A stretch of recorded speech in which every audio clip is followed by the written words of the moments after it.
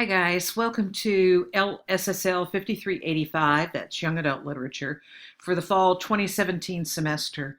This first screencast is just to kind of review some of the things that you might do before the class actually gets underway in late August. This is all at your LiveBinder site for the course, and that link will be posted to the LibSci listserv, along with a password, which is simply LSSL space 5385. Nothing really complicated there. So all of that will be posted to the listserv and once the screencasts are complete. But I wanted to talk a little bit about things that you can do while you're waiting for the course to actually begin. And that's the first tab here after course overview. So what can you do? Number one, if you don't have a Twitter account, you need to get one. I think most of you probably already have one. It may be one that you haven't used very much, but you should have one. You're going to then be following me on Twitter. My Twitter name is Professor Nana, and we're going to be building together a personal learning network. The syllabus has some information. LiveBinder has detail as well. So acquaint yourself with the working of Twitter. Know how to log in, know how to post things, know how to respond, to retweet, know to send a direct message. Make sure that you know how to do all of those things. There will be some other stuff we'll do with Twitter a little bit later. It would be a good idea to begin to gather the trade books that you're going to be reading for the course. Everyone will read all of the required titles. I believe that there are 10 that are required of everybody. You don't need to purchase them. You can check them out from libraries. You can interlibrary loan them.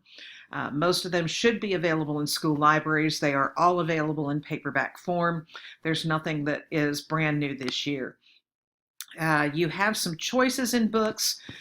We have the 10 that we'll read together. There are 15 other books you'll read for the course, and the guidelines are there, and they're in the syllabus. They're also right up here in this tab called Reading List, which we'll look at in just a moment. You can begin to read the textbook. Dr. Perry and I have created an online textbook, which is free. The link to the Google Doc is right here, so you can click on that and it will take you to what you need to have. Look at the due dates for all of the assignments. These dates are firm. I don't accept late work, so now's the time to put those on your calendar and know that these are the things that you have to be able to do. There is a tab right up here called Due Dates, which has them all. They're also available in your syllabus, and there's the link for the syllabus as well. If you don't already have a TK20 account, which would be rare, please make sure that you arrange to get one right away because you do have a required TK20 assignment for the course. If you've already taken another course with a TK20 component, you don't need to purchase a brand new account. You can use the one that you've already had. Just make sure you have that account because you were going to be submitting some work to TK20.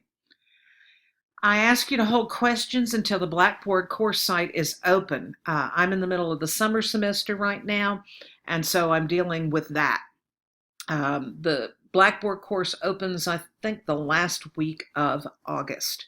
In the meantime, if you review the screencast like this one, they include a lot of information about the syllabus and the assignments, and that should kind of help answer all of your questions. A second piece right here are some general guidelines for reading the young adult books. If you're going to start reading ahead for the course, it's probably a good idea to keep a notebook or a document somewhere online. I tend to use spreadsheets, Word documents, but if you're better using a notebook and a pen, do that. That works really well too. Note the essential information about each of the books: the title, the author, the publisher, the year of publication, the number of pages. Other important information to note: names of the main characters, important events, how everything's resolved at the end, and the themes, multiple themes, literary themes. Note how the characters grow and develop, what changes, why do they occur. Those are the kinds of things that you'll be including when you write about these books. I generally write a summary paragraph that answers these questions. Who's the main character? What's the problem? How does the character go about solving the problem? How does the story end? Remember that when you write a summary, you're proving to me that you've read the book. So you want to be as detailed as you can. You might jot down any kind of critical response, teacher response that you might have to the book. There'll be more guidelines for this coming up in LiveBinder under assignments.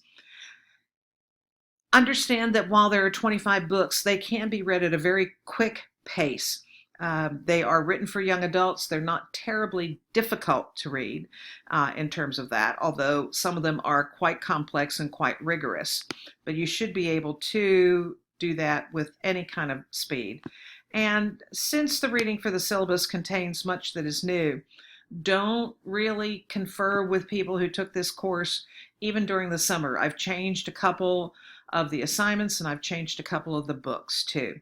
One final note, there are no quizzes, no exams over the book, so read at a pace you would normally use for your recreational reading. Take notes, but don't worry about the tiny details because there's not going to be an AR quiz at the end of this reading.